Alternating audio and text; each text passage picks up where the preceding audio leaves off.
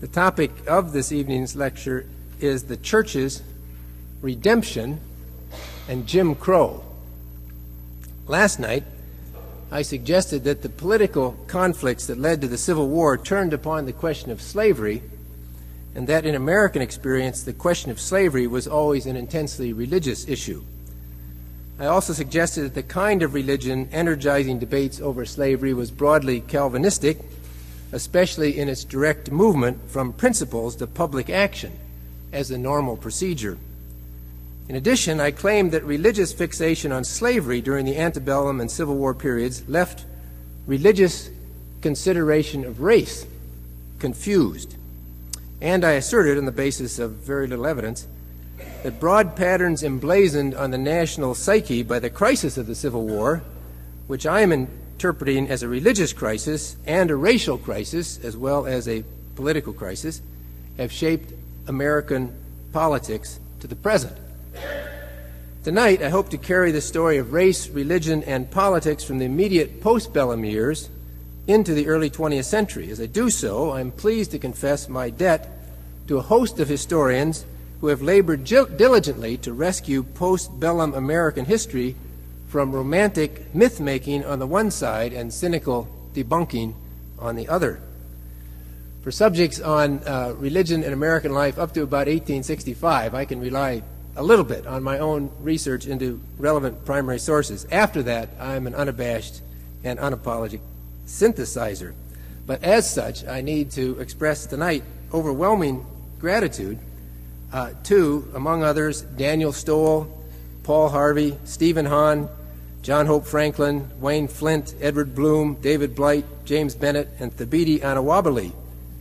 But also I've got to extend an apology in advance where I've got their works wrong.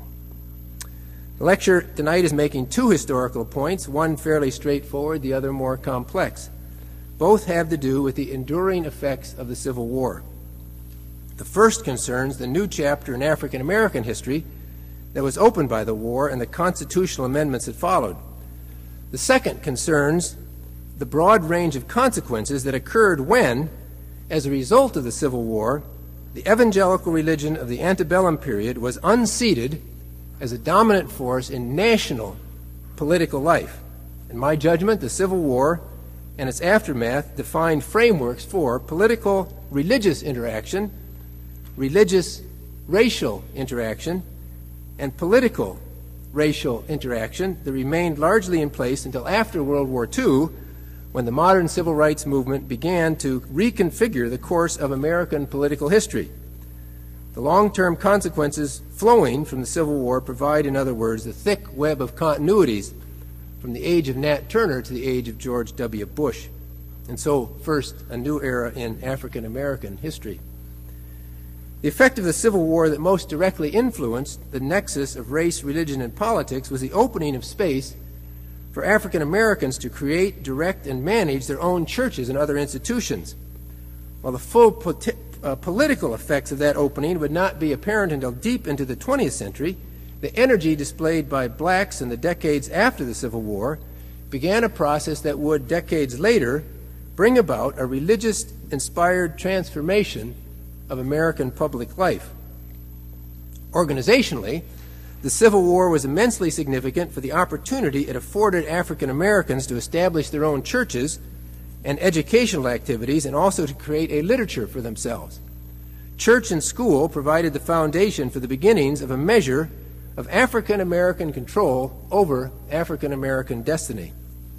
Even before the war was over, steps were being taken within previously existing northern denominations like the African Methodist Episcopal Church to expand into a liberated black South. As soon as the war was over, another kind of ecclesiastical organizing took place as former slaves began to establish new denominations. In 1865, the Colored Primitive Baptists of America. In 1866, a state convention for Baptists in North Carolina.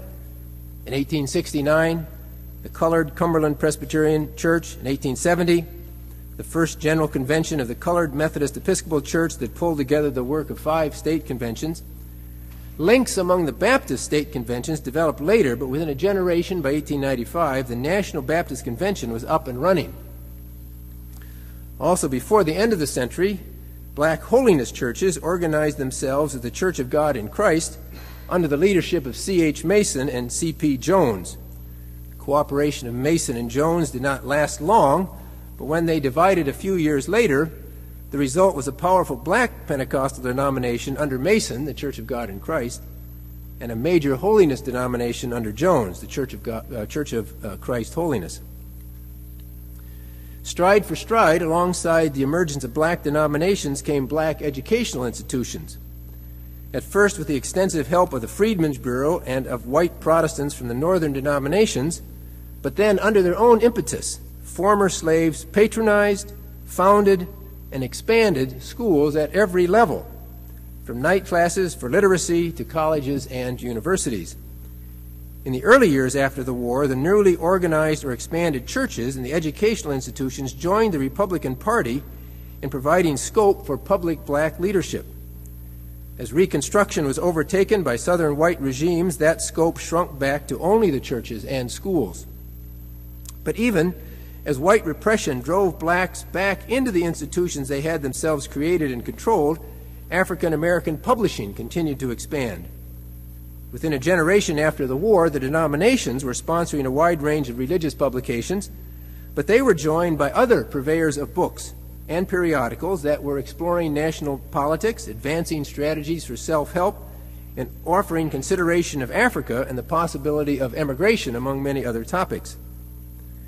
As numerous scholars have now pointed out, broader developments in the nation obscured the significance of these African American institutions. The retreat from Reconstruction, the unlynching of lynch law terrorism, the general lack of concern for black civil rights in the North, and the imposition in the South of Jim Crow laws to quash black political participation seemed to neuter the nation's African American population.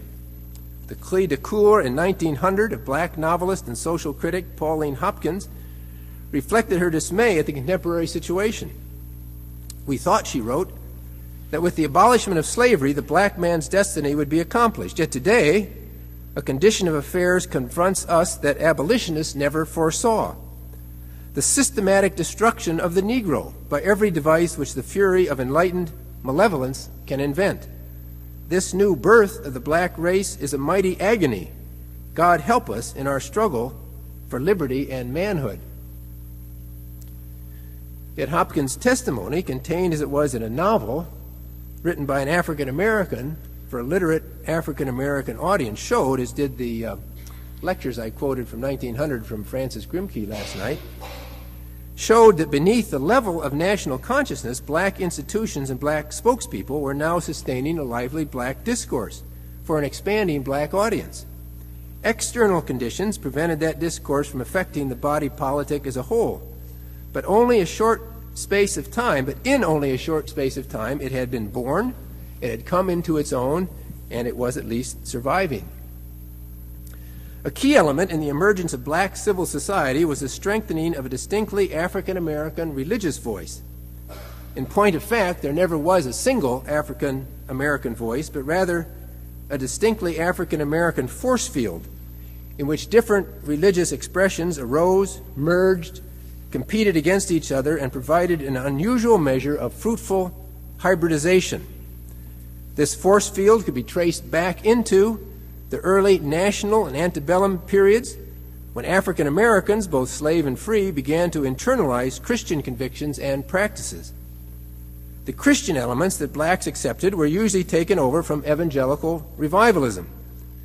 Whether through the work of early denominational leaders like Richard Allen of the AME, or the Presbyterian Henry Highland Garnett, or in the various manifestations of slave religion, black Christian expression almost always represented more than simply a duplication of white religion. The difference after the Civil War was that the journey of ethical, moral, and theological reflection was much more clearly a journey of self-determination. It was now out from under white control and free to develop its own trajectories. For a history of religious thought narrowly considered, the black story from 1865 to about 1925 is one of increasing depth and diversification. For American history broadly considered, the story is again one of apparent national irrelevance during wilderness years of preparation for a future day of opportunity. Black religious thought in the generations after the Civil War moved on two levels, the realms of formal elite discourse and popular, often lay practice. The formal realm of African American religious thought embraced several not altogether harmonious elements. Most prominent in the years surrounding the Civil War was a strongly evangelical element advocated by effective leaders like Bishop Daniel Alexander Payne of the AME Church. Because Payne's evangelicalism closely resembled the era's prominent white Protestant teachings, he was regularly moved to warn against heathenish practices, as he called them, which he found among African Americans, like the ring shout with dancing, you said, and clapping of hands. Another widely embraced element in formal religious thought was Christian universalism, a theme that often emerged naturally in league with standard evangelical emphases. The Reverend William Christian, founder in 1889 of the Church of the Living God, Christian Workers for Fellowship, consistently preached that since Jesus had no earthly father, he was colorless and belonged to all people. The Reverend Elias Camp Morris, pioneering president of the National Baptist Association, joined Christian in asserting that the message of Christianity was for all people without differentiation everywhere. The commission, he wrote, which God gives is without race, color, or condition, but is that the gospel be preached to every creature. Christ Jesus came into the world to save sinners, not white sinners, not black sinners, not red sinners, but sinners. And I've got a long quotation from Francis Grimke from early in the 20th century that I won't read that says the same sort of thing. Other elements that contributed to formal religious thought, like a strongly black emphasis, drifted further from standard evangelical themes. Henry McNeil Turner, who became a bishop of the AME Church after extensive military and political experience, wrote famously in 1896 that God is a Negro, a claim meant to identify Christianity with outreach to subjugated populations. McNeil's disillusionment with the course of affairs in the United States led him to explore African colonization and to establish ties with black churches in South Africa. A strongly reformist element also shaped black religious thought, although reform could take many different shapes. Booker T. Washington, who promoted industrial vocational education, W.B. Du Bois, who advocated intellectual and social self-assertion at the highest intellectual level, and Marcus Garvey, a more secular proponent of emigration, could be harsh critics of each other. But because they shared an eagerness to confront the forces that oppressed black people, their ideas were easily put to use by individuals representing a wide range of religious views. By the early 20th century, formal religious thought by African Americans had reached a relatively sophisticated level in a relatively short period of time. Among the masses of believing blacks, however, it is likely that populist religious practice counted for more than formal intellectual effort. The strongly emotional and forthrightly physical practices that have been well described by Albert Rabbitoe, Sylvia Fry, Betty Wood, and other scholars as marking antebellum black Christianity carried over broadly into the last decades of the 19th century. Religious life defined by immediate contact with the divine, Bible knowledge keyed to miraculous interventions and self-sacrificing heroes, spirituals that rehearsed narratives of divine liberation, these and other well-established practices that had sustained African American Christians through slavery continue to do so after emancipation. To this strong base of experiential religion, Pentecostal practices were added in many places by the start of the new century. William Seymour, a well-traveled holiness preacher who became the key promoter of the Azusa Street Pentecostal revivals of 1906, was a leader who, after internalizing the practices of slave religion, had gone on to define a spiritual progression of justification, sanctification, and then baptism in the Holy Spirit with speaking in tongues. His influence on fellow African Americans may not have been as great as it was in the Christian world at large, but he was still an important bridge from 19th century black spiritual practices to Pentecostal expressions of the 20th century. To Seymour's explicitly Christian influence should also be added the broad popular attention accorded to Father Divine and Bishop Charles Manuel Sweet Daddy Grace for the mid-teens of the 20th century. The peace mission of Father Divine and the United House of Prayer for All People of Sweet Daddy Grace were never accepted as fully Orthodox Christian expressions, but their emphasis on multiracial worship and the ease with which they crossed the color line during a period of heightened race consciousness made them important promoters for a strongly integrationist element in popular black religion. The mixture that came from these different currents was not a cohesive system. It was rather a potent brew of lively ingredients that had the potential of boiling over in any number of directions. Well into the 20th century, the development of these black religious ideas seemed of little consequence for the populace in general. After World War II, their relevance for broader purposes became stunningly evident, and with a vengeance. And I go on to talk here about the chronological parallel that can be drawn between what happened in white Protestant thinking from the age of the American Revolution to the Civil War and black religious thinking from 1865 to about 1945 or 1950. It's roughly the same period of time in which there's a transition from beginning mobilization, consolidation, and then political public influence. Let me turn now to the second major feature of what happened after the Civil War.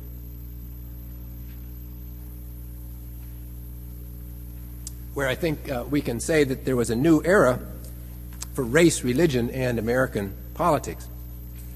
For the longer history I'm tracing, the Civil War was as important for religion as it was for national politics.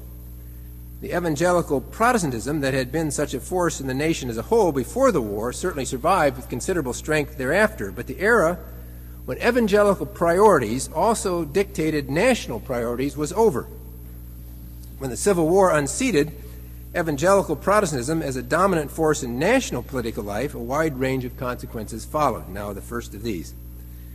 To grasp the tectonics at work, it's useful to attempt a rough schematization of American history in terms of the major underlying supports for the United States experiment in Republican democracy. In his farewell address, George Washington had provided a memorable statement of the conviction that religion was an indispensable prop for Republican government. He wrote or said, "Of all the dispositions and habits which lead to political prosperity, religion and morality are indispensable supports. 'Tis substantially true that virtue or morality is a necessary spring of popular government." A comparably propitious security for the Republic was proposed by Thomas Jefferson and Andrew Jackson, who held that a healthy nation would result from leaving self-sufficient white working men alone to cultivate freely opportunities for free labor and free trade. And for the first generations of national history, religious voluntarism, along with free labor, free trade, did in fact undergird a remarkable flourishing of American democratic society. Slavery and sectional controversy, however, created a problem that could not be solved by either voluntary religion or free markets.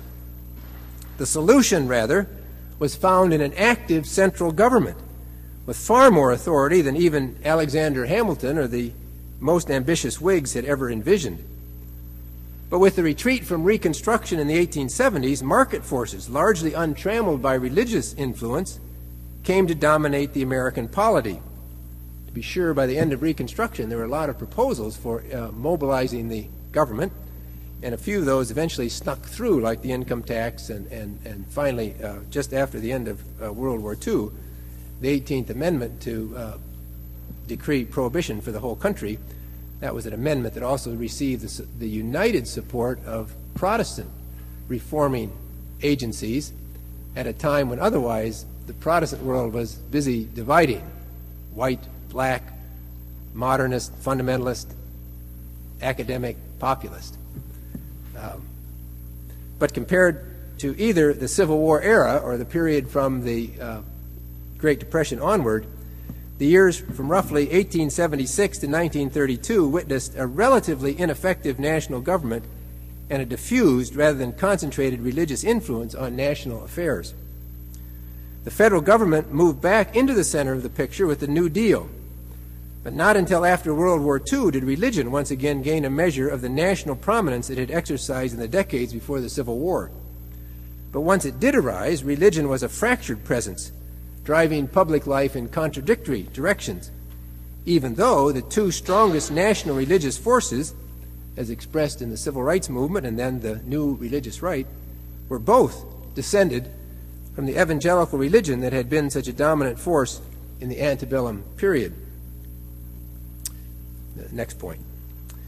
Considered from a military standpoint, the exigencies of warfare and Reconstruction explain why, from 1860 to 1876, central government became the dominant political force in the nation as a whole. But from a religious standpoint, there is more to be said.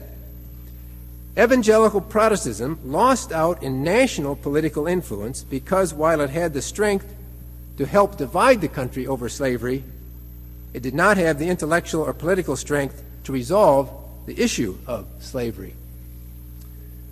Last night I tried to suggest that American national culture was built in substantial part by evangelicals who exploited voluntary and democratic means to internalize the message of Scripture and to spread that message as a redeeming and organizing force in the land.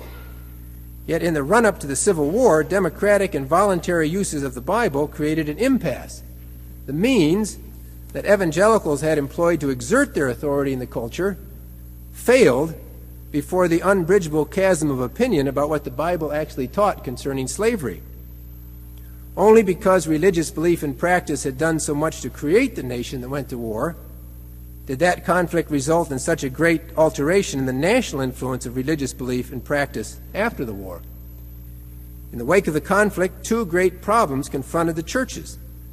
One was the enduring reality of racism, which displayed its continuing force almost as virulently through the mob and the rope as it had in the chain and the lash. The other great problem was the expansion of consumer capitalism, where unprecedented opportunities vied with situations of large-scale alienation and new depths of poverty. For religion to have addressed these two problems constructively, America's believers needed the kind of intellectual and institutional vigor that evangelical Protestants had brought to bear on so many tasks in the generation between the Revolution and the Civil War. But the Civil War was won and slavery was abolished not by religious agency, but by an unprecedented expansion of central government authority and by a hitherto unimaginable degree of industrial mobilization. If the war freed the slaves and gave African Americans a constitutional claim to citizenship, it did not provide the moral energy required for rooting equal rights in the subsoil of American society or for planting equal opportunity throughout the land. If the war showed what could be accomplished through massive industrial mobilization, it did not offer clear moral guidance as to how that mobilization could be put to use for the good of all citizens. The evangelical Protestant traditions that had done so much to shape society before the war were not rendered powerless in the wake of the war, but they were now much more deeply divided than ever before. And again, North versus South, black versus white, populist versus academic. The beliefs and practices that had been so prominent nationally in the antebellum period did remain important for millions of individuals, but because these beliefs and practices had not been able to resolve the issue of slavery, which tore the nation apart, they gave way to in national influence to the expansion of federal power and then the exercise of market forces that dominated the political landscape for the next two generations. And now point C. For the general practice of religion, the receding national authority of evangelical Protestants of British origin was a propitious development.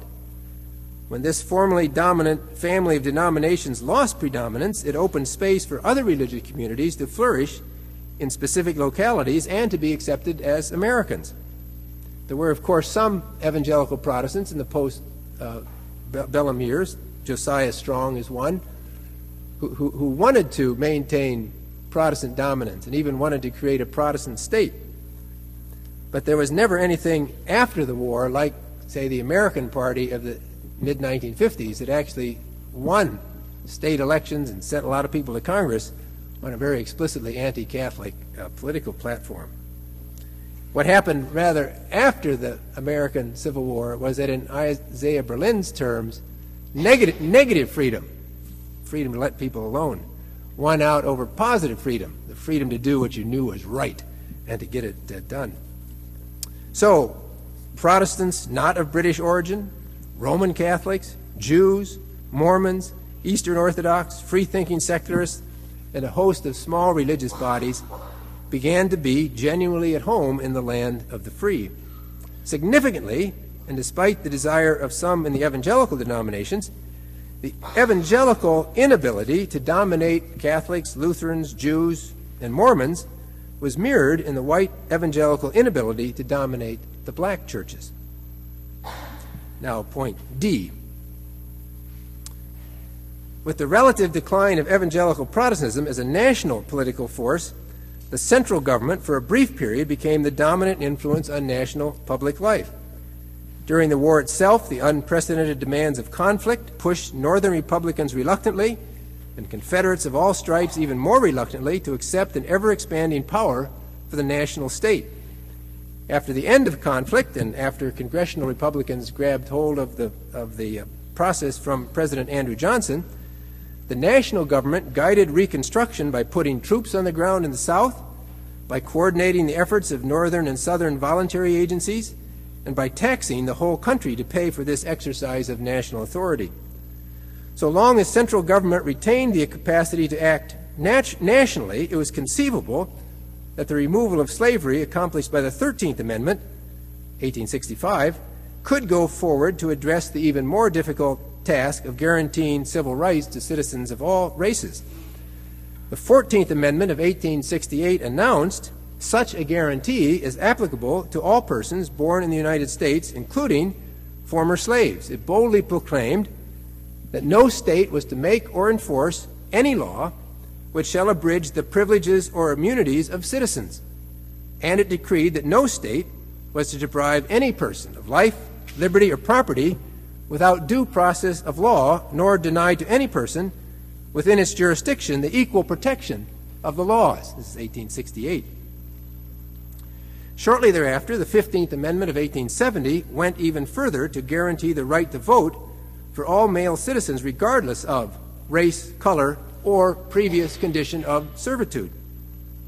14th Amendment had even spelled out in considerable detail the extensive penalties that would fall on states when, in the language of the amendment, the right to vote at any election for the choice of electors for President and Vice President of the United States, representatives in Congress, the executive and judicial officers of a state, or the members of the legislature thereof, is denied to any of the male inhabitants of such state or in any way abridged except for participation in rebellion or other crime. 1868. 1868. For a brief span of years, it seemed that a vigorous national government might therefore accomplish what the voluntary exertions of the informal establishment of antebellum evangelical Protestants had not been able to accomplish, which was to translate the Bible's message of universal dignity for all humanity into the functioning law of the land, especially as African Americans began to exercise the franchise, and when a few African Americans were voted into statewide and national office, it seemed as if central government actions against racism might begin to match the effectiveness of central government actions against slavery. By the early 1870s, however, the emergence in the Republican Party of a liberal faction, meaning in 19th century use of the term a small government faction, indicated a growing uneasiness about prosecuting Reconstruction vigorously. And then, of course, as you all know, it'll be on the final exam of this lecture series, in the election of 1876, the Democratic candidate Samuel Tilden won 3% more of the popular vote than Republican candidate Rutherford B. Hayes, but in a deal, Hayes won the White House, and the payoff was to remove the federal troops from the South. The national unwillingness to maintain support for an active central government opened the way once again for race and religion to act powerfully in concert with each other. The reasons for the failure of Reconstruction, and with it the failure to move beyond the elimination of slavery to the guarantee of civil rights for all Americans, are well known. In general terms, full-scale support for Reconstruction necessitated an active central government far stronger than widespread Republican instincts could ever tolerate in fear of a large central government. More specifically, Southern white racism proved stronger than the federal defense of civil rights. But it was not just the South. The will of integrationists from all sections of the country was undermined either by new causes that drew attention away from race, by weariness in pursuing the very difficult goals of legal and social equality, by visions of spirituality that downplayed worldly involvement, or by violence. The role of vigilante violence, terrorism, in winning for the white South a victory in peace that its armies could not gain in war has been the subject of a cascade of scholarship on lynching and the other physical means used to disenfranchise blacks and restore control of Southern society to racist governments. In that literature, a prominent theme is the use of mob violence to defend the virtue of white women and the sanctity of the white Christian home against the depredations of black sexual assault. These violent extremes taken to defend white sexual purity may reflect the most irrational moment in all of American history, since the ubiquity of lighter-skinned African Americans testified continually and unmistakably to the multiplied generations of sexually predatory acts by white males upon black women. But the intense domestic focus of white concern also recalls a parallel situation from an earlier time. Some of you will have read the works of Christopher Hill, who describes the emergence of a Puritan style of life following in the defeat of Puritan efforts in the 1580s and early 1590s to reform the entire Church of England.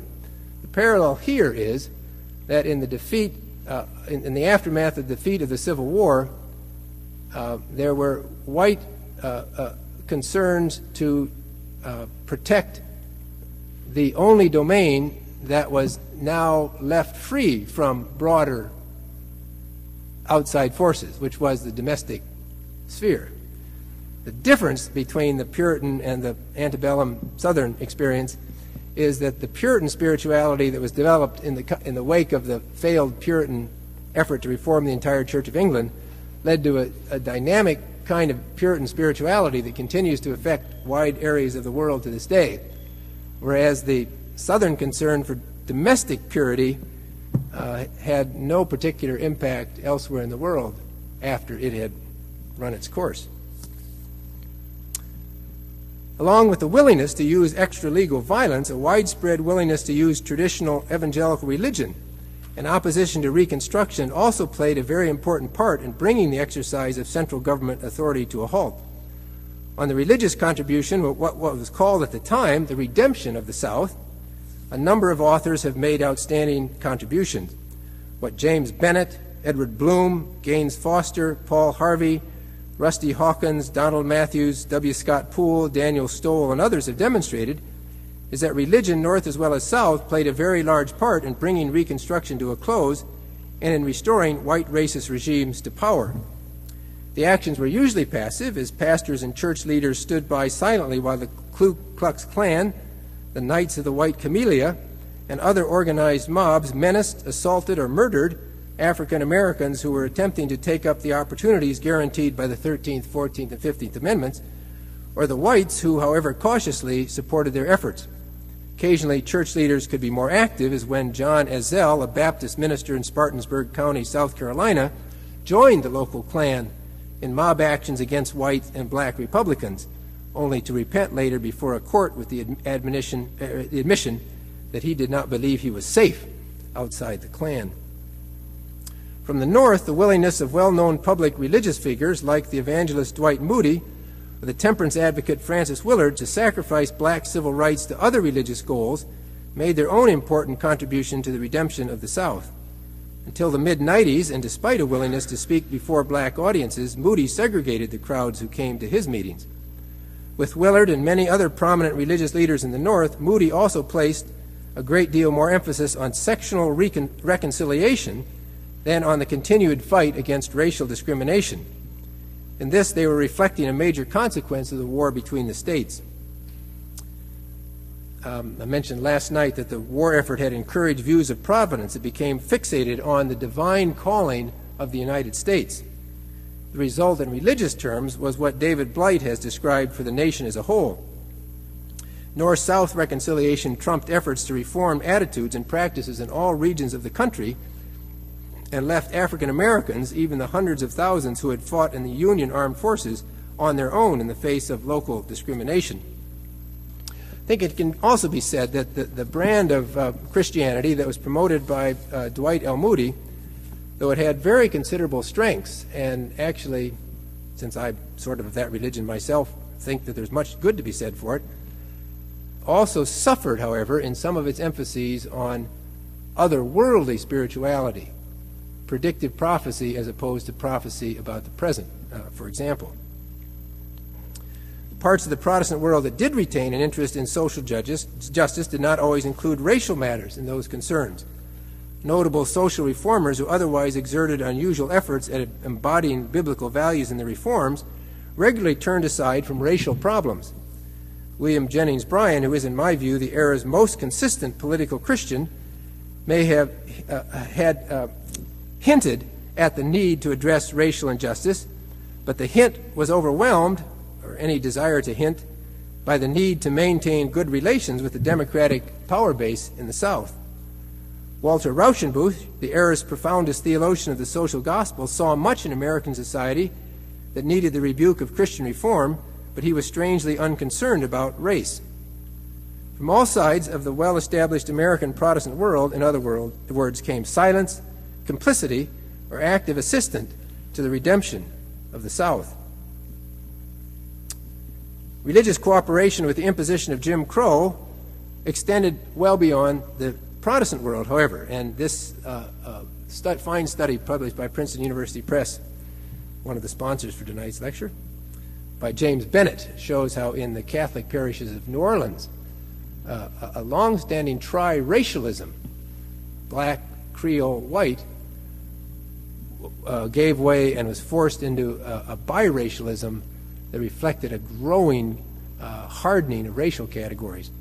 In fact, in 1896, a Creole, Plessy, in the Plessy versus Ferguson case, it was ratified that a Creole could not sit in a white accommodation because you could have separate but equal accommodations. That same year, the Catholic Church in New Orleans opened its first black-only parish, to which Creoles were constrained to attend. The important point to be made about Reconstruction repeats what was true as well for the Civil War. Just as the depth and intensity of antagonism in that war had been a product and substantial part of religious convictions, so too did religion figure actively to propel the national retreat from federally sponsored Reconstruction. The redemption of the South was, as the name suggests, a spiritual turning point as well as a political turning point.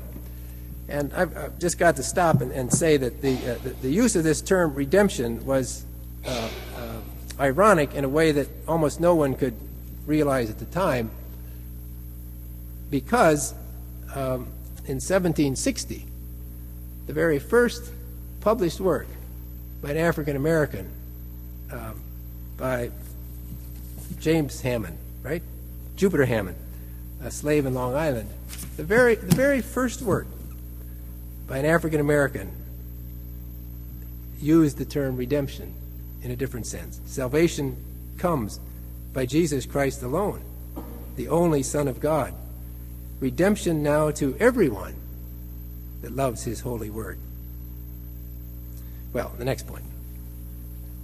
It's important to be clear about what the fate of religion meant in the late 19th century United States. When the evangelical Protestant phalanx receded as a dominant force in national politics, it did not mean that religion as a whole went into decline. To the contrary, religious energies may actually have been increasing during this period, but in diverse forms, pushing in uncoordinated directions. So this is a period when in many parts of the country the Roman Catholic Church is established with great strength. It's in this period of time when the Lutherans in the upper Midwest become the established church of western Minnesota and North and South Dakota. Mormons in Utah, Hispanics and Catholics in the Southwest, and even some could speak of a Methodist hegemony. You don't get to use those two words in the same sentence too often.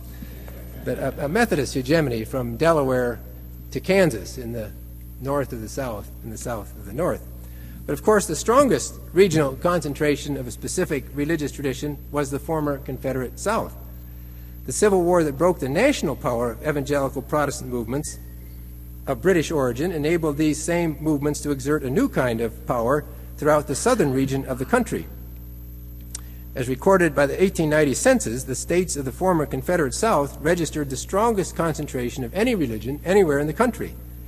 With the exception of Louisiana with its Catholic communities, the religious affiliations of the other 10 states recorded extraordinary majorities for the Methodists and Baptists, who might have fought each other like cats and dogs, but only as an expression of what Freud had called the narcissism of small difference.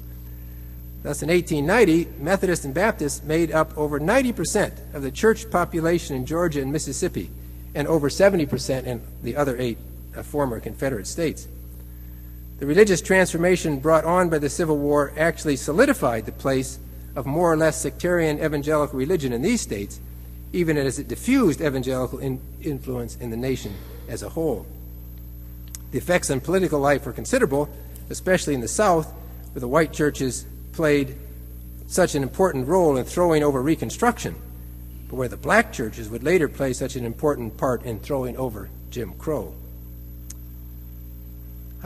There were, of course, a number of political results coming from the combination of religious and racial concerns, and I'd like to go through these fairly rapidly because they're well known from your understanding of American history. The redemption of the South meant a functional repeal of the 14th and 15th Amendments. States did, in fact, abridge the rights of their citizens. Citizens were, in fact, prevented from voting. Voting turnout as a percentage of national turnout for most of the states in the United States in this period was 80 to 120%. So most states were either a little bit below the national average or a little bit above the national average. Even the former slave states that had been in the Union were roughly at the national average of voter turnout. But by 1920, voter turnout in most of the former slave states had fallen to 1/3 to 2/5 of the turnout of the nation, and in in Georgia, Mississippi, and South Carolina, voter turnout was less than 1/5 of the national average. So not only did redemption violate the Constitution, but it also killed democracy. Second effect was to reshape national electoral politics. And here I need to refer you to the graph on the back side of your outline today. I'll say just, I tried to explain this last night, probably didn't do it well enough. The ratio on the left-hand side is the ratio of a state's Democratic percentage vote for president over the national percentage of Democratic vote for president. So when you see, I think I've got Alabama and South Carolina and Florida, when you see those light-colored lines way above the line, that means percentage vote totals for the Democratic candidate much higher than national totals. You see Massachusetts and Rhode Island, the darker colors, quite a bit below the line. That means consistently Republican percentages for in state totals for the presidential vote much higher than the national average. What the graph indicates is that once the conflicts of Reconstruction are over, the South became a solidly Democratic enclave.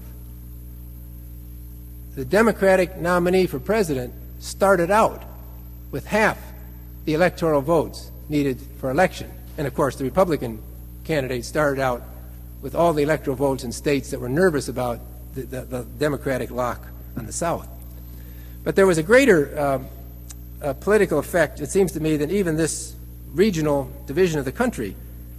And that was the effect of the retreat from Reconstruction on the use of national power. I'm going to say this next sentence twice because it's the only thing I think I've come up with, although other people have said it before. For decades in this period, expansion of central government authority on any question was checked by resistance to central government authority on all racial questions. Expansion of central government authority on any question was checked by resistance to central government authority on all racial questions. So, for example, again, the example, Bryan is a good example. Bryan actually, left to himself, wanted a bigger national government. But even more than a bigger national government, William Jennings Bryan wanted to be president. And as a Democratic nominee, he had to have the electoral support of the formerly Confederate South. And therefore, even someone who wanted to have an expansion of the federal government could not expand the federal government against the wishes of those who controlled the states that feared the expansion of the federal government as potentially disturbing the racial regimes that had been established with redemption. The effects of this cramped political position were twofold. First, racist convictions successfully dictated national actions or the absence of national actions.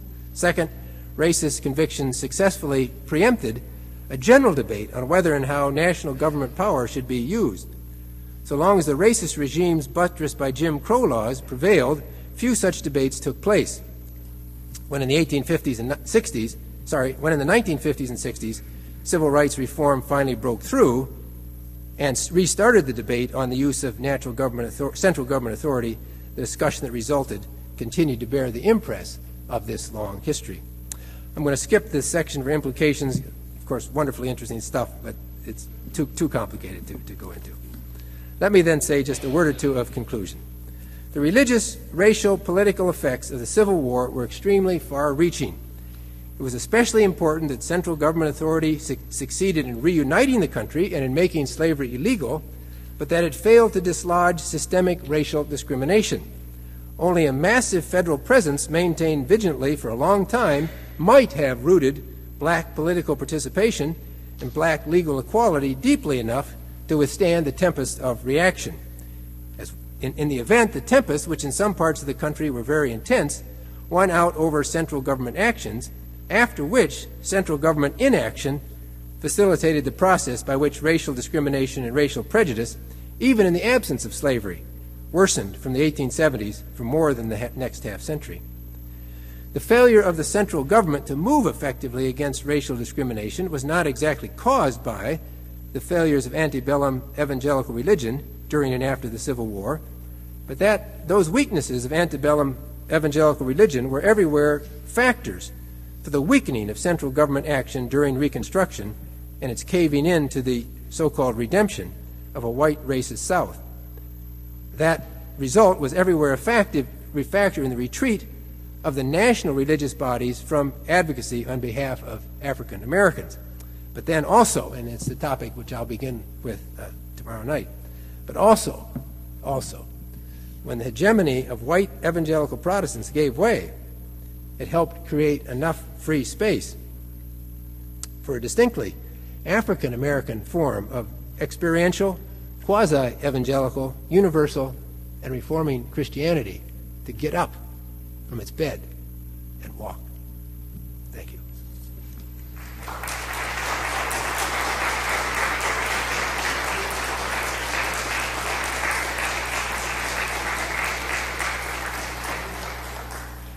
Are there any questions for Professor Noll?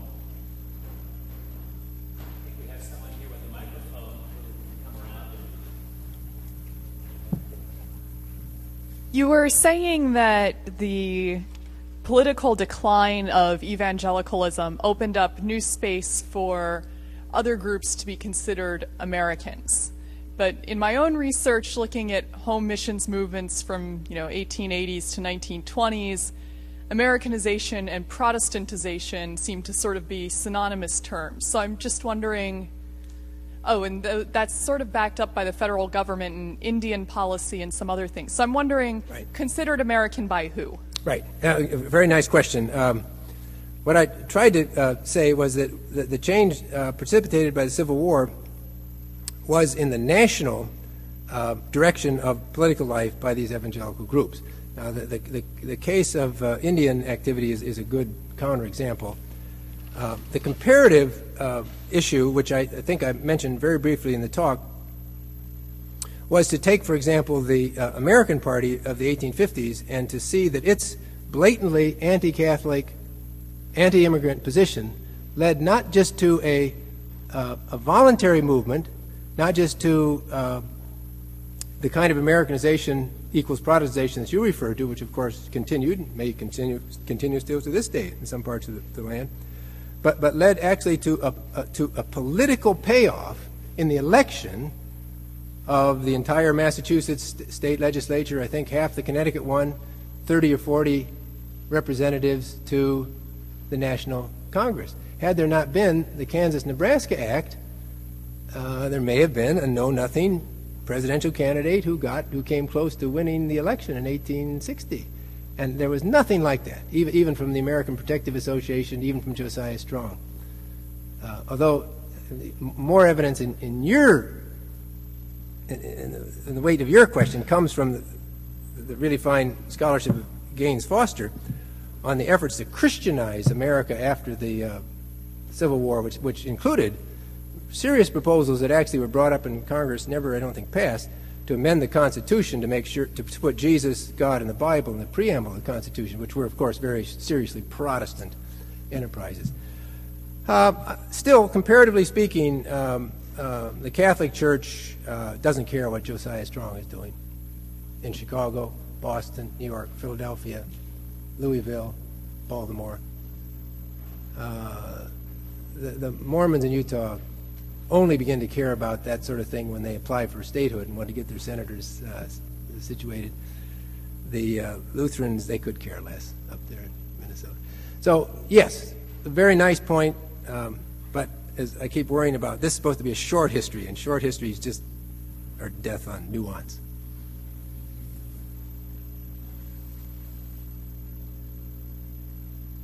Yes. The timing of the Civil War puts it roughly right in the middle of the 19th century shift from an agrarian to an industrial society. In the face of the growth of industrialism, at the same time that the remainder of the economy that's agrarian shifts heavily towards grain crops, the South becomes an economic backwater. How much of what you've described is driven by the fact that this entire region becomes almost an afterthought for the rest of the country? Yeah, it's an excellent question, and again, were this a full history rather than a short history, the connections between economics and religion would have to come fully into play.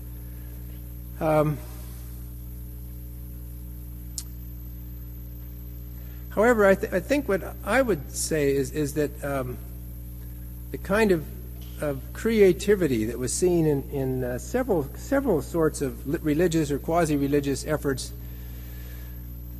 to take the measure of agriculture and beginning industrialization in the 1830s, 40s, and 50s didn't exist after the war. So a lot can be said against, for example, the mill towns that were created in New England by self-consciously religious congregationalists, exploiters of women and children workers. But as they exploited, they also nurtured. And these were, New Lanark in Scotland was a model for community support as well as industrial exploitation. But it was industrialization on a small scale. After the war, church people come to Carnegie and Vanderbilt asking for money, not to give them guidance. And I think it's the same for the Southern economy. Part of the resentment of the North in the white South was of all the patronization that people felt from scallywags and other Northern voluntarists who were trying to remodel Southern society. Part of the resentment was felt at making African Americans economically viable as self-sustaining individuals. I don't know enough about the economics of regional development in the last third of the 19th century, but certainly resentment at what the North was trying to do to incorporate the South into the national economic system was part of the resentment that fueled the racist regimes and the, quote, redemption of the South. Economics is always a religious subject and vice versa in American history, any history, and I'm sure there are more connections than I can put my finger on, but it's a good question to draw attention to the fact that what I've described as a religious and political development was an economic development as well.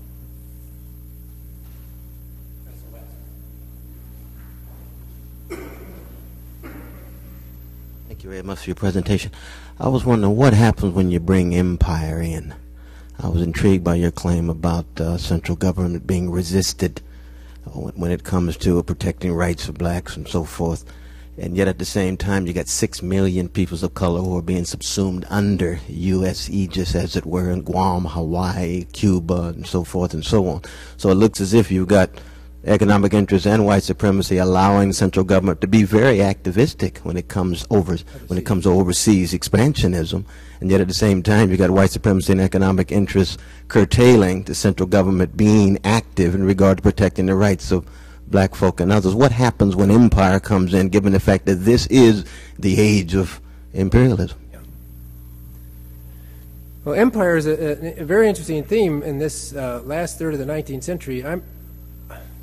Maybe I'm bending over backwards to be defensive, but I don't see empire exerted by the United States in this period as suffering from some of the problems that emerged in the 20th century, and for a number of reasons.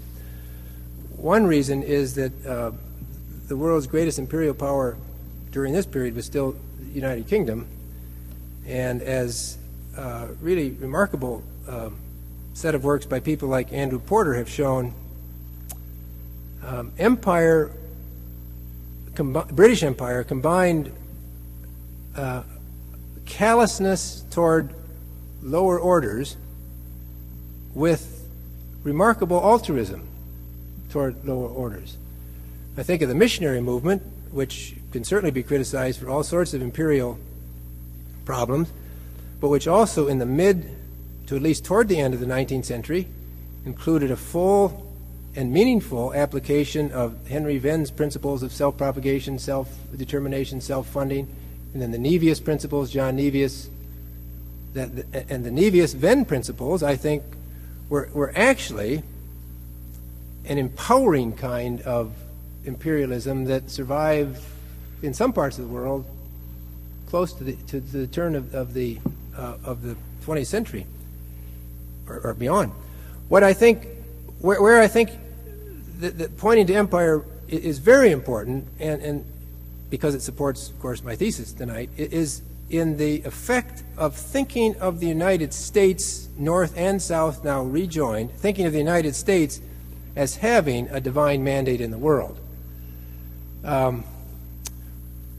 Horace Bushnell, for example, preached a famous sermon at the Yale commencement in 1865 about the United States now becoming providential through the sacrifice of blood.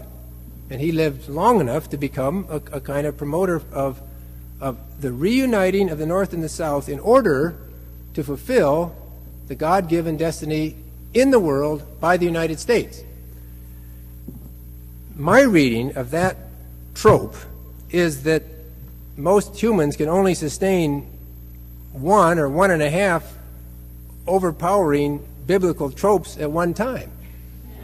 And when you've got the trope of a nation redeemed by blood sacrifice, which of course must be south as well as north, acting then as God's agent in the world, there's hardly any room at all for the trope of